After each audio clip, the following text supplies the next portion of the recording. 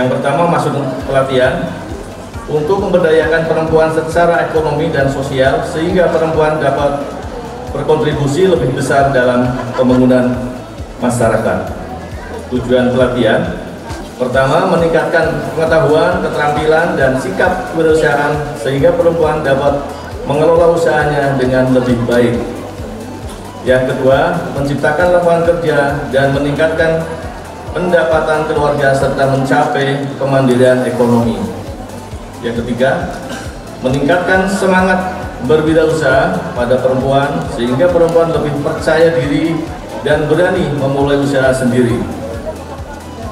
4. Meningkatkan kualitas hidup perempuan secara keseluruhan, baik dalam bidang ekonomi, sosial, maupun kesehatan, sehingga perempuan memiliki lebih banyak kesempatan dan hak yang sama dengan laki-laki.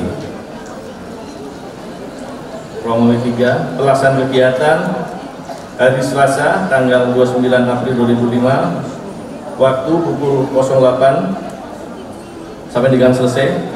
Tempat Pendopo Wijayakusuma Sakti Kabupaten Cilacap. Peserta berjumlah 800 orang, terdiri dari unsur binaan PT PNM, binaan RBI, binaan UMKM, dan IKN.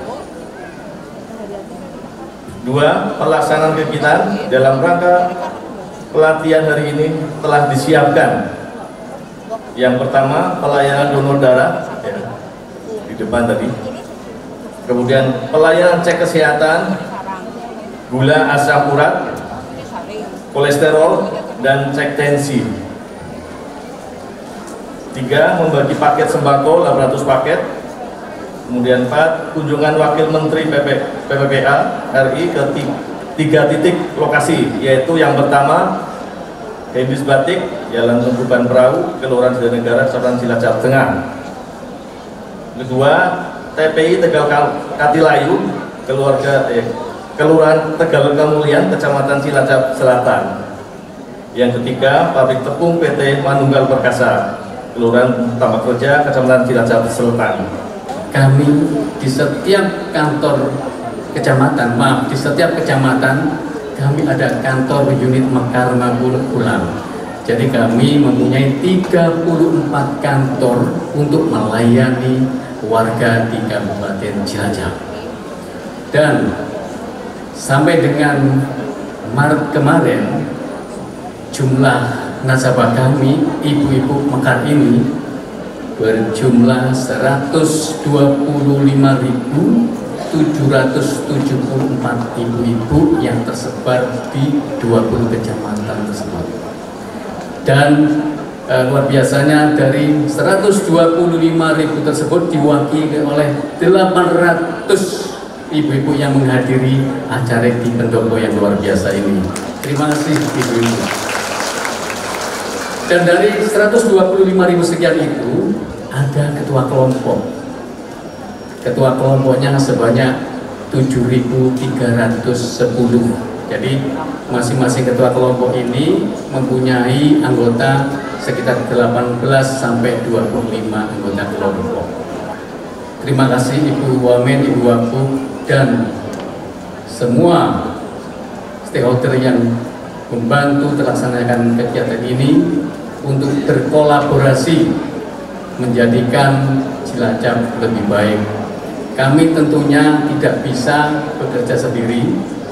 Permodalan yang kami sudah salurkan di Cilacap ini tidak semata-mata memberikan pembiayaan modal finansial saja, namun kami juga memberikan modal yang lain, yaitu modal intelektual berupa pelatihan dan pendampingan usaha untuk ibu-ibu semua, dan juga modal sosial. Jadi kami tidak hanya memberikan pelatihan dan pendampingan, sekaligus juga membantu mencarikan off-taker atau pembeli dari hasil yang diusahakan oleh ibu-ibu semua. Kita dihadiri oleh 800 peserta, ya. Yang 500 adalah mereka yang sudah menjadi nasabah di PNM, yang akan melakukan pelatihan untuk pengembangan usahanya, ditambah 300 perempuan-perempuan calon nasabah PNM dan yang akan melakukan pelatihan bagaimana cara memulai untuk menjadi wirausahawan. Insya Allah ke depan di Kabupaten Cilacap perempuan-perempuan ini akan lebih mendapatkan perhatian baik dari sektor sosial, budaya, politik, dan ekonomi. Insya Allah. Termasuk salah satunya saya juga mengucapkan terima kasih banyak yang tak terhingga kepada Permodalan Nasional Madani PNM, Permodalan Sekar, yang tentunya perannya akan sangat besar ke depan dalam rangka meningkatkan derajat, harkat, martabat, serta kualitas hidup perempuan-perempuan di Kabupaten Cilacap, yang mana juga merupakan salah satu program utama dari Mas Bupati dan saya. Perempuan Cilacap, berdaya. Terima kasih. Wassalamualaikum warahmatullahi wabarakatuh. Jadi saya ditanyain sama Mbak Nia, SKM-nya kementerian, susu kental manis kata Ibu Menteri saya. Jadi staf susnya yang sebenarnya kita selalu komunikasi ya, bagaimana membangun perempuan mandiri dan perempuan berdaya. Dan hari ini saya juga ditemenin dari Kesetaraan Gender Ibu Amur juga. Dan terima kasih Pak Rohmat untuk MOU-nya nanti, dan Pak Bambang dan juga Forkopimda semua yang hadir pada hari ini. Selamat Hari Kartini Ibu-ibu. Untuk Pak Presiden, efisiensi bukan efisiensi ini. Sebenarnya supaya setiap daerah itu dengan kearifan lokal itu kita bisa mencari modul-modul apa yang benar-benar bisa dilakukan sebagai inovasi-inovasi setiap daerah.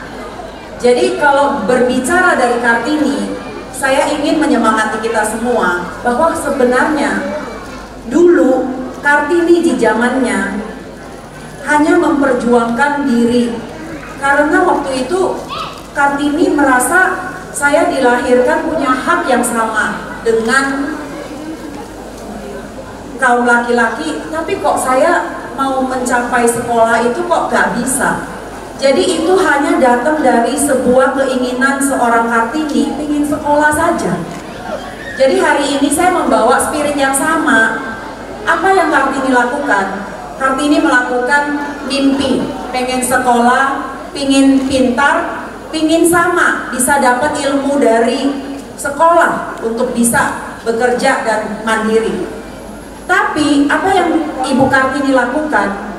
Beliau berani melangkah selanjutnya untuk memperjuangkan mimpinya. Jadi kalau saya katakan hari ini, setiap dari kita sebagai baik laki ataupun baik perempuan, kita mempunyai mimpi yang sama. Perjuangkanlah itu, karena pada dasarnya hak seperti pada Undang-Undang Dasar 45, hak perempuan, hak manusia, hak bangsa kita laki dan perempuan itu sama. Jadi sekali lagi seperti yang Ibu Ami katakan, kita sebagai perempuan ketika kita mengerti berdaya, mandiri, kita tidak menyaingi pria. Jadi hari ini kita tidak memperjuangkan kesetaraan gender atau apapun. Kita hari ini memperjuangkan kesetaraan dalam sebuah keluarga. Jadi seperti yang Pak Roman katakan, yang tadinya tulang rusuk jadi tulang punggung.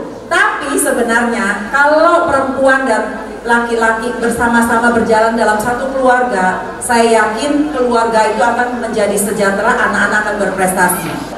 Jadi yang pertama adalah bagaimana ibu, bapak sekalian tahu bagaimana menghitung ekonomi, sehingga ketika kita mempunyai anak, yang pertama kita pikirkan adalah bagaimana maunya saya sama seperti pikirannya Kartini. Ketika Kartini menikah dan punya anak, yang dituntut adalah anaknya juga bisa sekolah, anaknya harus pintar.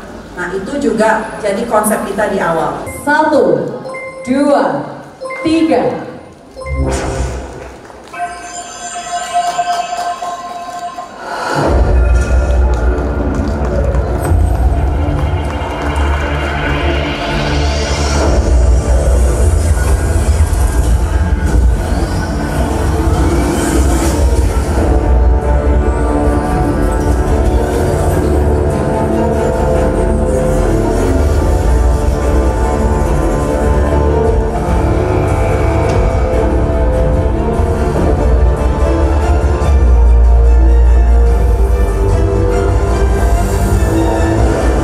Dan pelatihan pengembangan kapasitas usaha untuk meningkatkan kualitas hidup perempuan secara resmi telah dibuka.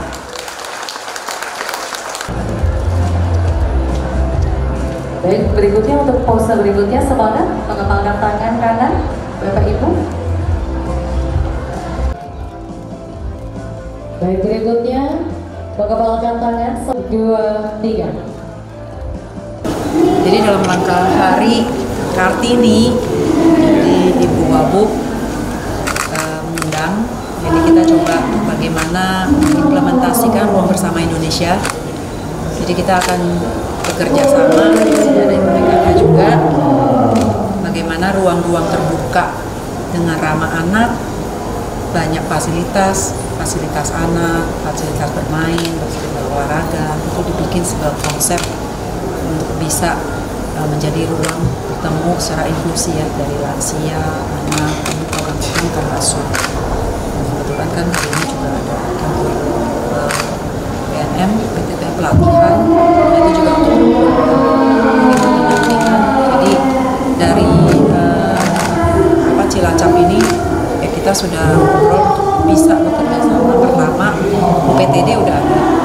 Jadi bagaimana UPTD itu dibuat karena ada dampak non fisik sebenarnya di tahun ini, anggaran untuk bantu Cilacap juga. Jadi bagaimana itu kekerasan KDRT atau tinggi ya di Jawa Tengah ini, karena dari programnya Kementerian PPPA ini kan kita juga sedang mengupgrade call center menjadi integrasi. Karena kan kita secara MOU PKS kan dari Direktorat TPPU, Direktorat dari Kapolri kan ada pembentukan Direktorat TPPU dan TPKS. Dan kita udah MOU nih. Tinggal bagaimana sekarang kita turun ke PTD-nya itu kita kerjasamakan atau kita berdayakan SDM-nya atau bekerja sama kemitraan dengan LSM, para yang sudah membantu korban, bagaimana diadministrasikan dengan baik sehingga anggaran-anggaran itu benar-benar bisa terpakai, dan pelatihan bagaimana siap sergap untuk menolong korban. Nah, itu juga yang kita bicarakan selain kita bikin ruang positif ya untuk anak-anak. Tapi balik lagi dari semua ini saya bilang bagaimana kita bekerja sama antara DPRD, tentu Ibu PKK sebagai bottom grassroots, dan juga dengan Ibu Wabub, bagaimana menolong perempuan yang pertama dan memberikan wadah dulu. Yang pertama adalah edukasi family planning. Ibu-ibu harus punya ekonomi, tapi punya tanggung jawab untuk memberi anak kualitas. Jadi jangan sekedar jumlah saja, tapi ibu-ibu punya tanggung jawab untuk memberikan ekonomi, memberikan kualitas hidup kepada anak yang dilahirkannya. Tapi tentu ini tidak bicara perempuan saja, karena harusnya kan ini menjadi konsep sebuah keluarga yang harus menjadi saling tolong-menolong antara ibu dan bapak untuk menolong anaknya supaya anaknya bisa hidup baik dan berprestasi. Ya, kebetulan karena hari ini juga bertepatan dengan MOU dengan PNM, jadi kita tentunya ingin mengembangkan di sektor UMKM-nya. PNM ini akan memberikan tidak hanya bantuan permodalan, tapi juga pendampingan untuk melatih bagaimana para perempuan-perempuan ini bisa mengelola modal yang diterima tersebut dalam bentuk apa, usaha apa saja, nanti kemudian bagaimana sistem pengembaliannya, tanggung jawab pengembaliannya. Nah, jadi di sini juga ada pelatihan mental untuk perempuan. Jadi tidak hanya mentalnya itu meminta uang belanja atau meminta bantuan langsung tunai. Jadi harus ketika kita diedukasi, memiliki wawasan, memiliki pengetahuan, perempuan juga kemudian dibantu akses permodalannya. Diharapkan ke depan perempuan itu juga bisa berdaya, mandiri, dan tentunya meningkatkan kualitas hidup perempuan itu sendiri.